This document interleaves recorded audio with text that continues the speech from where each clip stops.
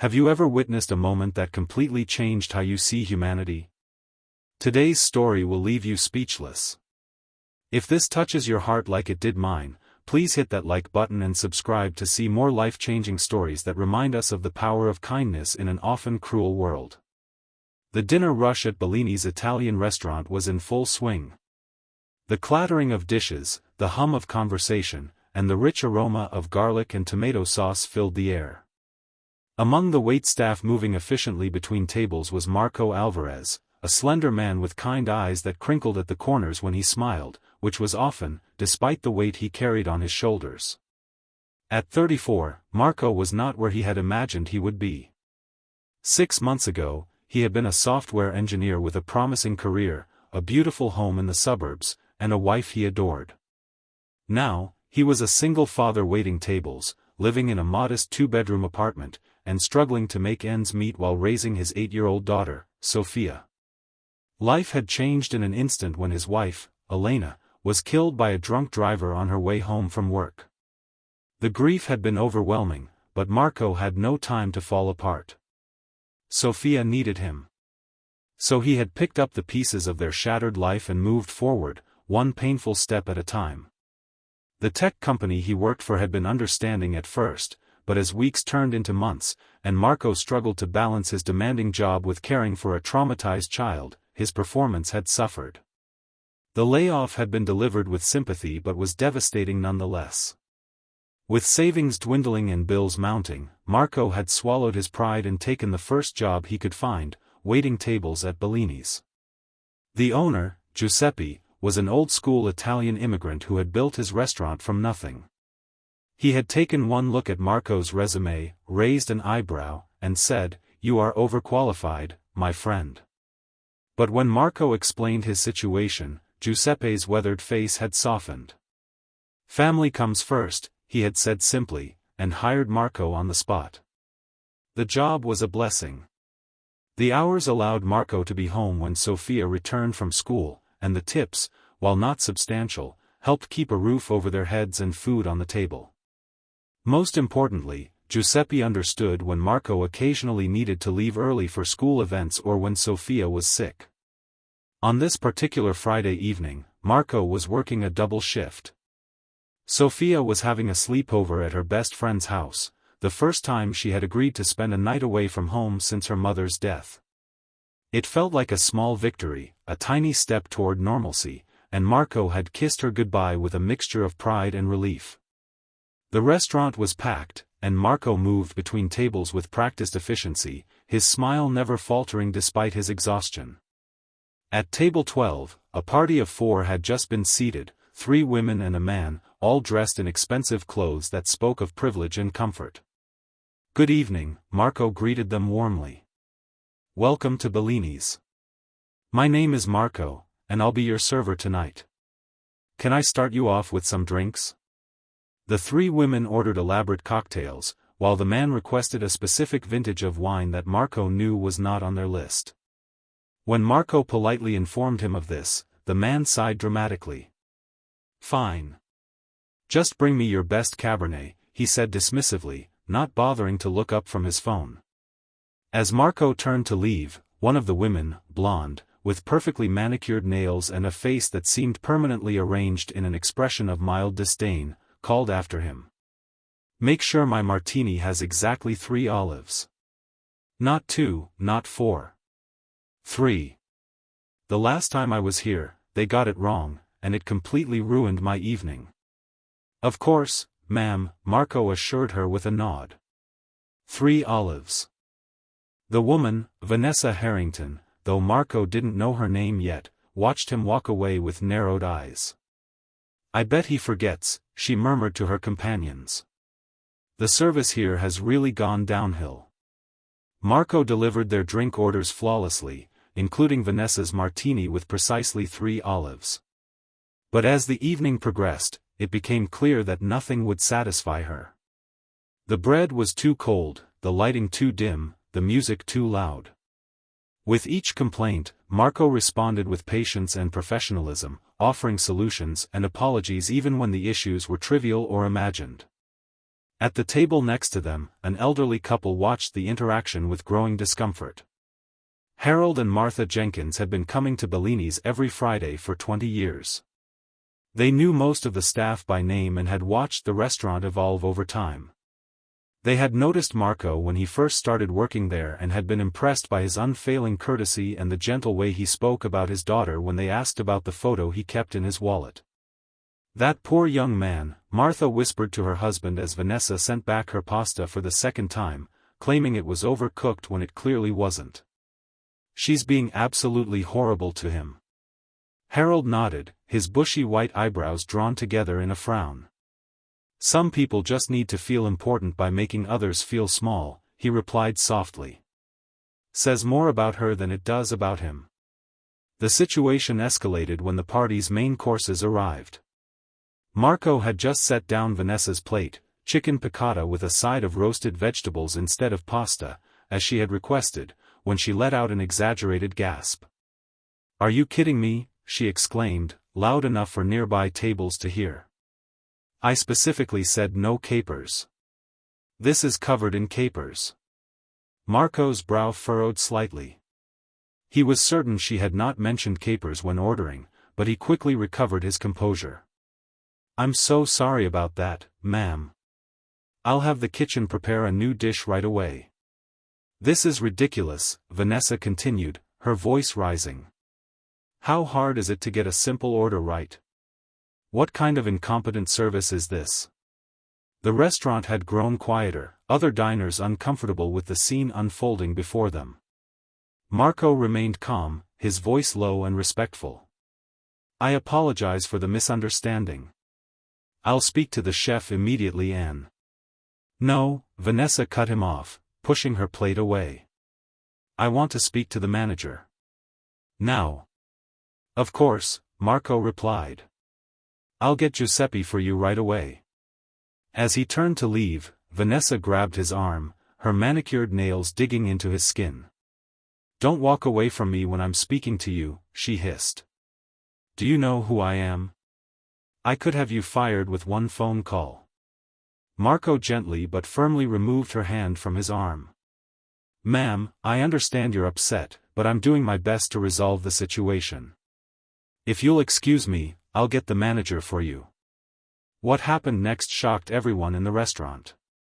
Vanessa stood up, her face contorted with anger, and slapped Marco hard across the face. The sound echoed through the now silent restaurant. "Don't you dare speak to me like that," she spat. "You're just a waiter. You're nothing." Marco stood frozen, his cheek reddening from the impact. For a brief moment, something flashed in his eyes, a mixture of hurt, anger, and humiliation. Then, to everyone's surprise, he took a deep breath and spoke in a voice that was steady and clear. "Ma'am, I understand you're upset, but I need to ask you not to touch me again. I'll get Giuseppe for you now."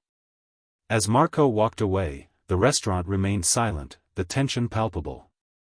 Vanessa's companions looked uncomfortable, the man with her leaning over to whisper something in her ear that made her scowl and sit back down.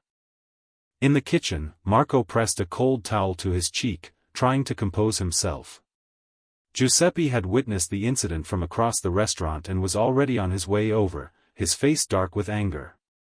"Marco, my boy," the older man said, placing a hand on his shoulder. "You do not have to go back out there. I will handle this." Marco shook his head. "It's okay, Giuseppe. I can finish my shift." "No, no," Giuseppe insisted. "That woman, she crossed a line. No one treats my staff this way. I will ask her to leave." "Please," Marco said quietly. "Let me handle it. For my own dignity." Giuseppe studied him for a moment, then nodded reluctantly. "As you wish. But I am right behind you." Marco returned to the dining room, where conversations had resumed in hushed tones. All eyes followed him as he approached table 12, where Vanessa sat with her arms crossed, a smug expression on her face. Before Marco could speak, Giuseppe appeared beside him. "Is there a problem here?" the restaurant owner asked, his Italian accent more pronounced than usual, a sign of his agitation. Vanessa immediately launched into her complaints, her voice shrill with indignation. "This waiter has been incompetent all evening. He got my order wrong, was rude when I pointed it out, and then tried to walk away while I was speaking to him. I demand that he be fired immediately." Giuseppe's bushy eyebrows rose. "Fired? For what? For being slapped by a customer? In my restaurant, we do not tolerate such behavior, signora. I must ask you to leave." "Leave?" Vanessa sputtered. "Do you have any idea who I am?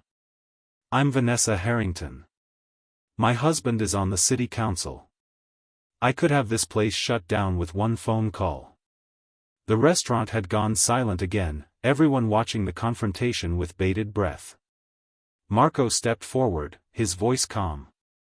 "Giuseppe, it's okay," he said. Then he turned to Vanessa. "Ms. Harrington, I apologize if my service has not met your expectations tonight. I'd like to offer you a solution." Vanessa looked momentarily taken aback by his composure. "What solution?" she asked suspiciously. Marco reached into his pocket and pulled out his wallet. From it, he extracted a photograph and placed it on the table in front of Vanessa. It showed a smiling little girl with dark curls and her father's kind eyes. "This is my daughter, Sophia," Marco said quietly. "She's 8 years old. 6 months ago, her mother, my wife, was killed by a drunk driver. Since then, I've been doing my best to give Sophia a good life, to be both mother and father to her. I was a software engineer before, but after Elena died, I couldn't keep up with the demands of that job while caring for Sophia. So now I wait tables here." The restaurant was completely silent now, every ear straining to hear Marco's soft words. "I'm not telling you this for sympathy," he continued. "I'm telling you because I want you to understand something. When you slapped me just now, you didn't just hit a waiter. You hit a father who is trying his best to survive an impossible situation. You hit a man who gets up every morning and puts on a smile for his daughter, even when his heart is breaking. You hit someone who has already lost everything that mattered except for one precious little girl." Vanessa's face had drained of color, her companions looking anywhere but at her. "So here's what I propose," Marco said, his voice gaining strength. "Instead of arguing about capers and olives, instead of trying to get me fired from the job that feeds my daughter, why don't we both try to be better people tonight? I'll have the kitchen make you a new dish, exactly as you want it. And perhaps you could consider that everyone you meet is fighting a battle you know nothing about." The silence that followed was profound. Then, from somewhere in the restaurant, someone began to applaud. Others joined in, the sound swelling until the entire restaurant was applauding, not just for Marco's words, but for his dignity in the face of cruelty.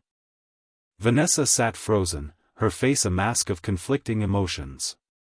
Her companions shifted uncomfortably in their seats. Finally, the man with them stood up. "We'll be leaving," he announced, throwing several large bills on the table. "Vanessa, come on." But Vanessa didn't move. She was staring at the photograph of Sophia, tears welling in her eyes. When she finally looked up at Marco, her carefully constructed facade had crumbled. "I'm sorry," she whispered, the words seeming to cost her greatly. I don't know why I did that.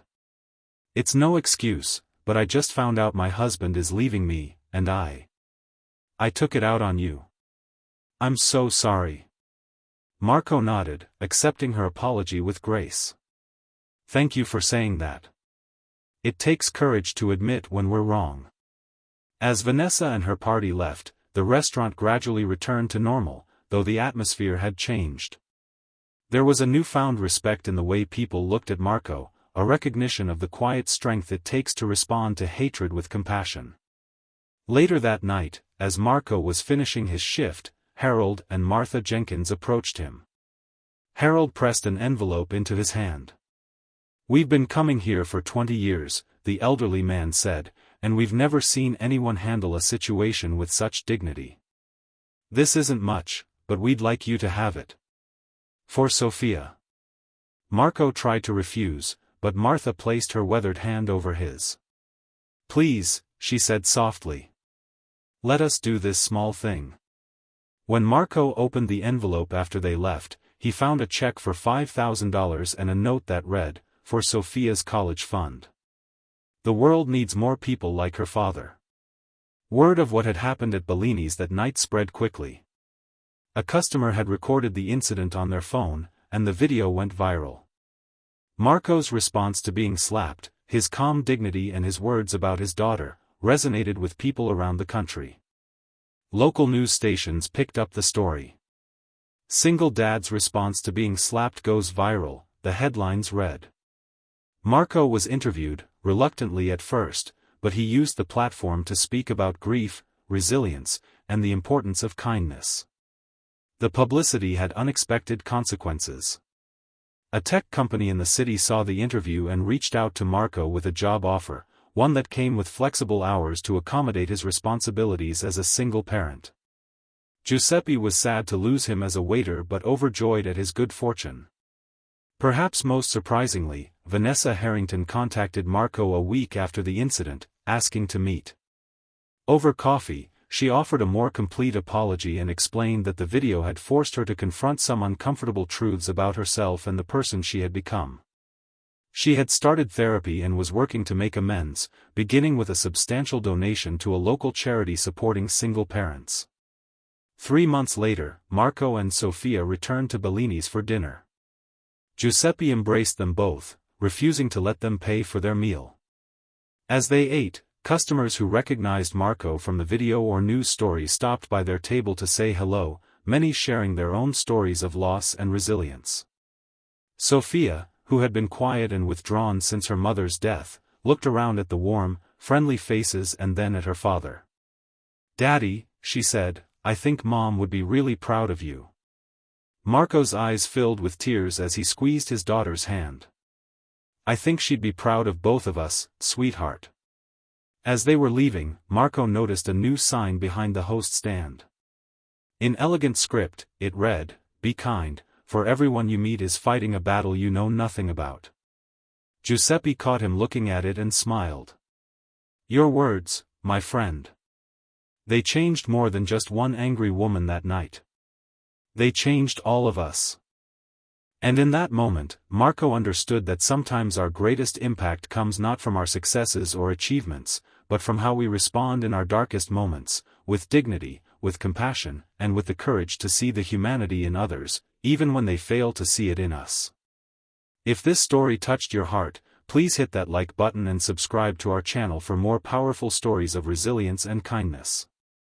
Remember, we never know what battles others are fighting. Your kindness might be the light that helps someone through their darkest day. Share this video with someone who needs to hear this message today.